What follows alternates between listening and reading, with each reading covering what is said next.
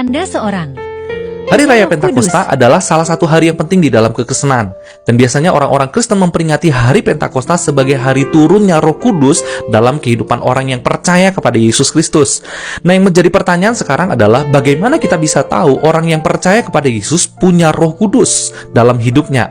Nah, ini ada 3 tanda untuk kita bisa melihat apakah kita punya Roh Kudus atau tidak. Yang pertama, kita mampu meresponi anugerah keselamatan dengan percaya bahwa Yesus adalah Tuhan dan Dia adalah Juru Selamat yang datang ke dalam dunia, mati kayu salib, bangkit pada hari yang ketiga, lalu kemudian naik ke sorga. Dan kita percaya bahwa di dalam Yesus Kristus ada jalan keselamatan, sehingga kita menyerahkan hidup dan menyembah Yesus sebagai Tuhan. Nah, kalau engkau melakukan itu, artinya engkau punya Roh Kudus dalam dirimu. Dan yang kedua, kita mampu meresponi Alkitab sebagai firman Tuhan, pesan Tuhan yang diberikan kepada orang percaya untuk terus dilakukan. Kalau kita punya Roh Kudus, maka kita mampu meresponi untuk belajar untuk taat dan melakukan firman Tuhan, sehingga dengan kita melakukan firman Tuhan yang didorong oleh Roh Kudus, membuat kita menghasilkan buah-buah pertobatan dalam hidup kita, menjadikan kita orang-orang yang selalu berubah dan menyenangkan hati Kristus. Dan yang ketiga, tanda kita mempunyai Roh Kudus adalah sensitif terhadap dosa.